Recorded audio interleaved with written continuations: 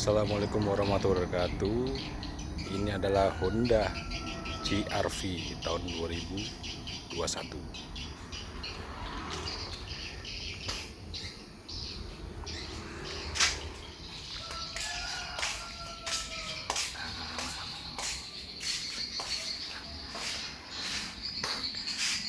Tampilannya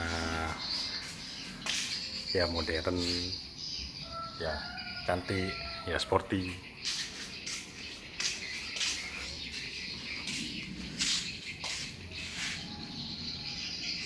Jadi cocok untuk perkotaan atau kayak di Riau ini juga cocok juga sih. Ya kan, kalau lihat dari desainnya ya bisa dibanding-bandingkan, tapi utamanya kita dibahas ini tentang pengalaman saya berkendara dengan ini. Jadi dia menggunakan keyless entry yang mana tinggal ditarik aja, ya kan, tanpa ada di tombol-tombolnya. Tapi kalau kita kunci, kita tinggal, dia akan kunci sendiri. Jarak gitu kita kunci sendiri. Atau kita juga bisa kunci, nah ada kunci kan, jarak 2 meter. Atau kita misalnya ingin meyakinkan, ya kita pencet di sini, jadi 2 kali. Nah, nanti spionnya akan nutup sendiri. Kalau kita buka tinggal tarik aja, nah, otomatis spionnya juga terbuka sendiri.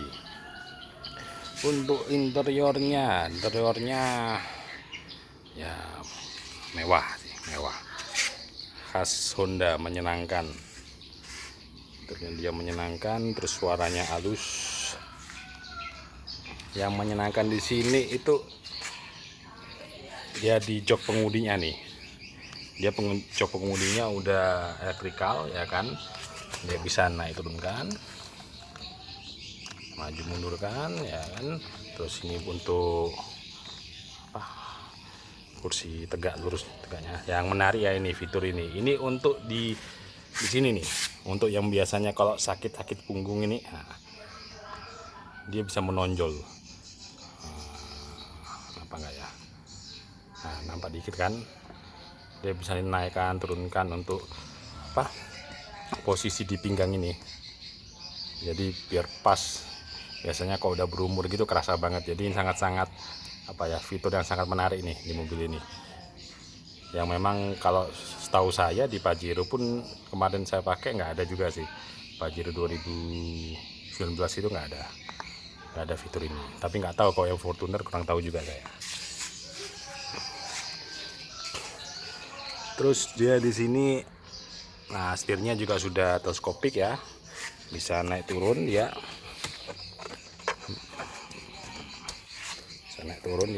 ya kan, bisa maju mundur.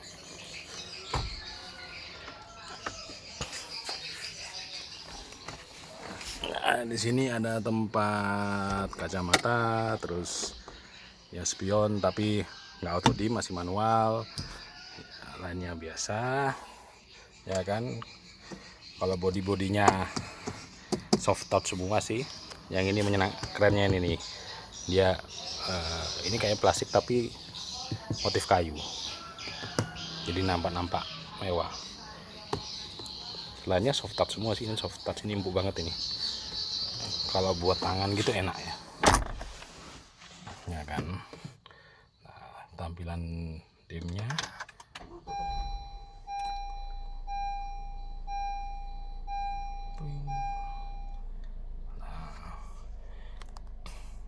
jadi antara monitor ini dengan monitor tengah itu dia nyambung. Jadi kita pun bisa melihat misalnya di sini ada untuk musik, nah dia kan juga keluar di situ tuh, ya kan. Ini AC-nya dia sudah climate control. Cuma ini agak-agak keren sih, tapi ya kadang-kadang kurang juga untuk fungsionalnya, karena kalau kita ngelihat suhunya dia harus di sini nih, ya kan. Dan kadang-kadang kalau misalnya kita malam atau ini pada saat, jadi kadang-kadang dia ada kayak screen savernya. Jadi kalau lama gitu dia keluar signal receivernya gitu. Nah, jadi pada saat AC-nya kita muter dan sebagainya, kita akan susah. Kemudian kita melihat arah semburannya, kita harus mencet dulu nih. Nah, baru nampakin nanti arah semburannya kemana. Kayak gitu. Ya sebenarnya ya nyaman-nyaman juga, nyaman, tapi ya kadang-kadang juga harus ya repot dikit lah. Kok biasanya kalau pada umumnya kan udah nampak di sini semua kan, ada monitornya untuk AC sendiri. Klasiknya di sini, AC-nya di sini di depan ada, terus dia di bangku sini ada, lubang AC-nya ke tengah, itu nyambung ke depan langsung. Kemudian dia di belakang itu ada AC lagi sendiri. Jadi misalnya kok kita rombongan gitu ya, 3 baris gitu, yang belakang enak dingin, yang tengah dingin banget karena AC-nya dari bawah sama dari yang di atas tuh. Terus ini rest armnya, dia bisa dimaju mundurkan dan ya nyaman juga. Sering juga saya pakai kalau keluar kota, pakai rest arm ini juga sering, enak juga, enak. Ini untuk apa namanya, penyimpanannya ada di sini bisa mundur, dia bisa maju mundur. Di sini ada tempat untuk apa namanya, colokan listriknya. Di sini tadi juga ada dia, dari bawahnya ada, tapi kadang-kadang kalau kabel Android itu dia nyambung ke mana? Ke audionya. Jadi kadang-kadang ngecasnya kurang kencang. Jadi saya pakai ini. Oke, di sini ada cup holder 2. Terus lagi ini tempat penyimpanan, luas dia ya kan. Terus di samping ini dia bisa apa namanya, untuk jendelanya auto windownya yang cuma kanan depan aja, bahkan sopir, yang lainnya nggak ada. Nah, lompat-lompat nih ceritanya nih. Di setirnya juga audio udah, terus ada cruise controlnya ya kan, mode eco ya itu. Lampunya juga udah putih. Dan kalau malam ya kan, dia ada lampu kecil di sini. Jadi kita kalau mencari barang di bawah ini nyaman, jadi kelihatan, tapi nggak silau lampunya gitu kan. Terus ini juga ada tombol untuk trip, dan ini kalau misalnya kita juga bisa ngatur untuk cahayanya. Tapi kalau cahaya kita atur, kita harus nyalakan lampu dulu nih ya kan. Nah, lampunya juga udah auto, lampu dan wiper ada autonya. Kalau kita nyalakan lampu baru kita bisa ngatur. Oh, kok siang nggak mau dia ya. Kalau malam berarti dia bisa ngatur dia apa namanya, kecerahan layarnya, keterangganya. Kok siang ini nggak mau dia ya. Jadi kalau malam dia bisa diatur kecerahannya. Terus di audionya juga ada ini kecerahannya, tapi dia jadi ada kecerahannya di sini, kecerahan audio aja. Kalau ini mode malam ya kan, ini ada mode off, ini mode siang. Nah, kalau yang tadi di sini itu kecerahan ininya, tampilan di MID-nya itu. Kita masuk ke baris kedua. Oh, tadi di depan ini juga untuk side pocketnya, di sini dia ada 2 tempat cup holder.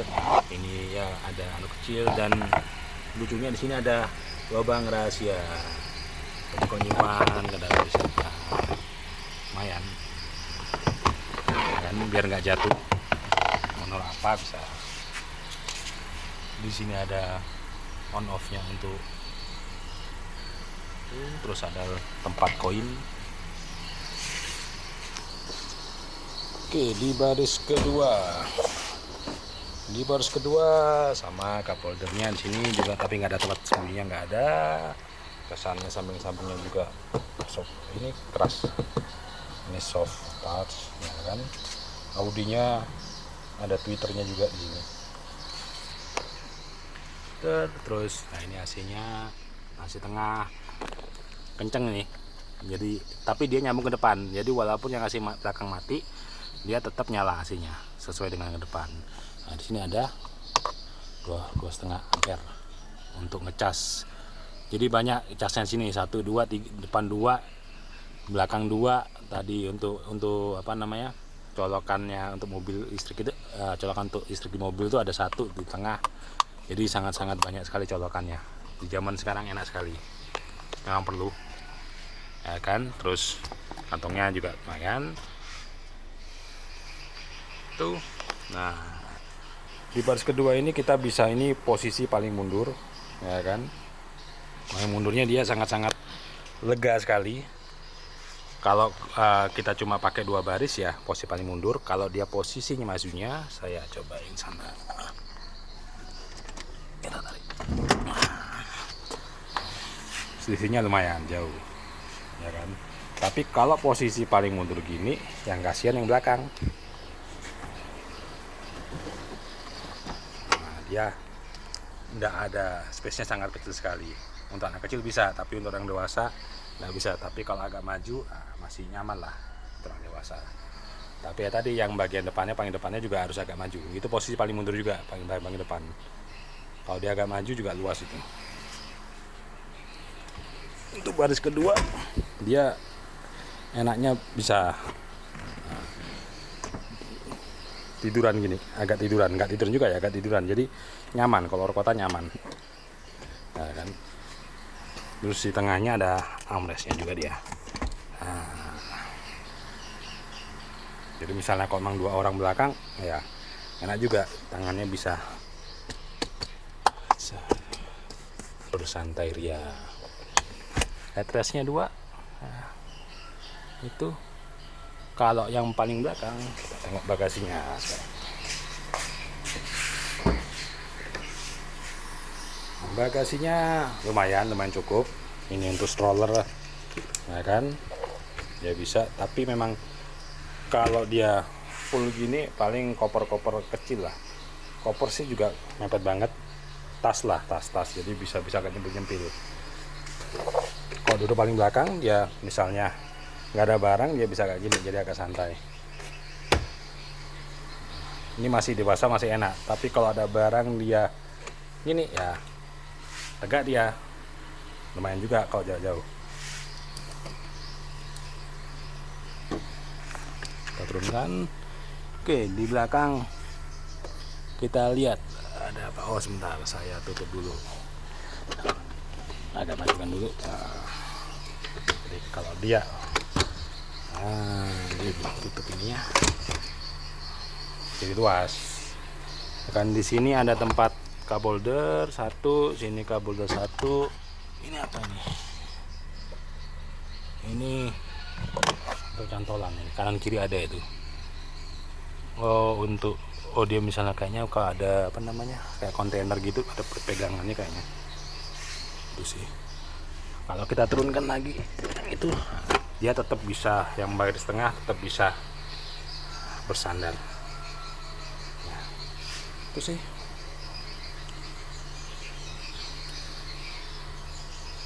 Oh, di bawah sini dia ada tempat penyimpanan. Nah, ini bisa jadi bisa diangkat ini. Nah, jadi biar rata lantai lah. Kalau kita mau buka, di sini ada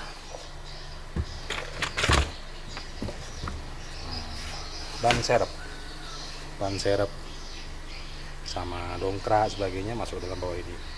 Ada kunci-kuncinya bawaan dari Honda. Nah, kita kembalikan lagi. Oh, ini mantap ini sebenarnya. Jadi walaupun ditimpa barang pun kayaknya nggak usah khawatir apa patah.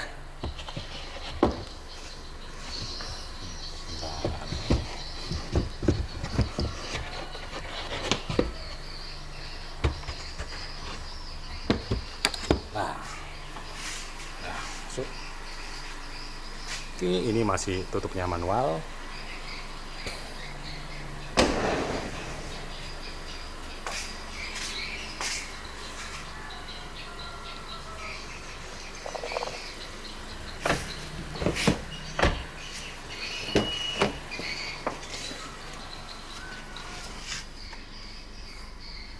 Untuk audionya sebenarnya secara fisik memang lengkap ya, tapi audionya menurut saya masih kurang aja ya kan. Sebenarnya bisa jadi audionya kurang atau karena dia berisik, maksudnya jadi suara itu kalau kita kecepatan tinggi dia suaranya masuk ya kan. Jadi ya satu kekurangannya itu dibandingkan misalnya kalau kita Pajero Fortuner, dia lebih senyap lah ya, apalagi kalau CX-5 itu jelas senyap banget. Kalau ini masih berisik dia, jadi suaranya mesinnya bukan suara mesin, suara ban dari luar itu makin kalau kita 100 km 80 ke atas itu udah berisik. Jadi audionya menurut saya kurang, tapi kalau di kota ya kan audio dia di atas volume 10 dia enak audionya, tapi kalau di bawah volume 10 agak kalau kita volumenya nggak begitu kencang dia nggak begitu enak, entah settingannya atau bagaimana, tapi udah saya setting juga nggak pengaruh, mungkin memang bawaan pabriknya gitu ya kan. Dan di sini karena tadi berisik tadi dia Honda punya apa ya, untuk ngakali bahasanya mungkin ya. Jadi dia ada di sini pengaturan untuk suara ya kan, dia ada nama SVC. Jadi dia makin kenceng kecepatannya, dia bisa makin volumenya otomatis naik gitu. Jadi dia kalau bilang untuk ngakali karena suaranya berisik, jadi volumenya dikencengin biar nggak kedengeran suaranya. Tapi jadinya suaranya lucu kadang-kadang, misalnya kalau kita kenceng terus kita ngerem, kecuali mungkin tol ya, tapi kalau di Riau ini kan kita kalau kenceng kan nggak mungkin jauh-jauh banget kenceng ya, paling kenceng pelan, jadi malah jadi aneh. Jadi kalau saya di sini saya rata-rata mesti saya matikan ya kan, jadi kayak suaranya naik turun gimana gitu kan, gitu itu sih. Terus untuk iritnya ini termasuk irit ya kan, memang kalau dibilang irit ya tergantung, karena ini kan kelasnya dia memang dia 1500 cc, tapi dia kan 1500 cc turbo, yang mana dia pun kelasnya setara dengan kayak X-Trail ya kan, CX-5 ya kan. Kalau Pajero Fortuner dia kan leader frame ya kan, memang harganya setara tapi dia kan leader frame dan solar mereka kan. Jadi dia di sini kalau di kota ini dia 9,5 km per liter. Tapi kalau kayak kemarin saya bawa ke Jakarta, dari Riau ke Jakarta, itu saya bisa nembus sekitar 11,9 ya, hampir 12 lah. Dari rata-rata 11,5 lah kilometer per liter. Dengan perbandingan kalau dibilang irit untuk mobil senyaman ini, seenak ini ya kan, tarikannya pun konstan ya kan, langsung dia kalau buat ngebut, buat nyalip enak banget ya kan. Dibandingkan kayak Innova yang 2000 cc yang bensin itu, dia kalau saya buat luar kota antar provinsi itu biasanya dia 1:9,8. Jadi lebih irit inilah, sekitar 2 km lah per liter. Nah, itu lumayan itu kalau kita ngomong jarak deket ya nggak begitu, tapi jarak jauh kerasa banget itu, ratusan ribu juga ujung-ujungnya itu sih.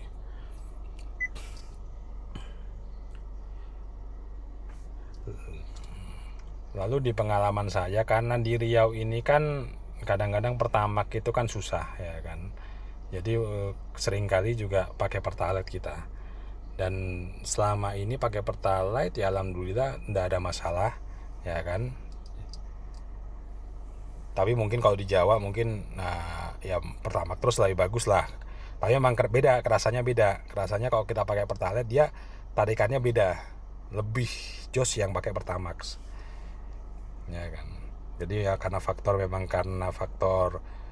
kadang-kadang susah kita di daerah ya kita ngisi Pertalite daripada habis bensin kan, itu seperti itu. Udah mungkin seperti itu reviewnya. Oh ya, ini kan ada ekonya juga.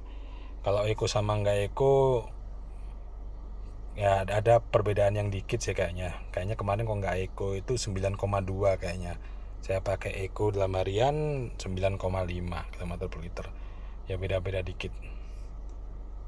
Indikator ekonya kalau kita pencet, nah dia ada sana eko on, matiin Kalau untuk daerah-daerah Jawa itu memang enak banget sih pakai ini. Maksudnya kita kan nggak perlu mobil besar kayak Pajero, Fortuner ya kan. Tapi kalau dibandingkan sama tadi CX-5 ya mungkin enak CX-5 ya, tergantung sukanya, tergantung keuangan spare partnya juga kan. Kadang-kadang memang ya begitulah sih ya, tergantung itunya juga apa namanya ya, suka enggaknya tadi sama bodi luarnya sebagainya. Ya mungkin itu dari saya. Terima kasih. Wassalamualaikum warahmatullahi wabarakatuh.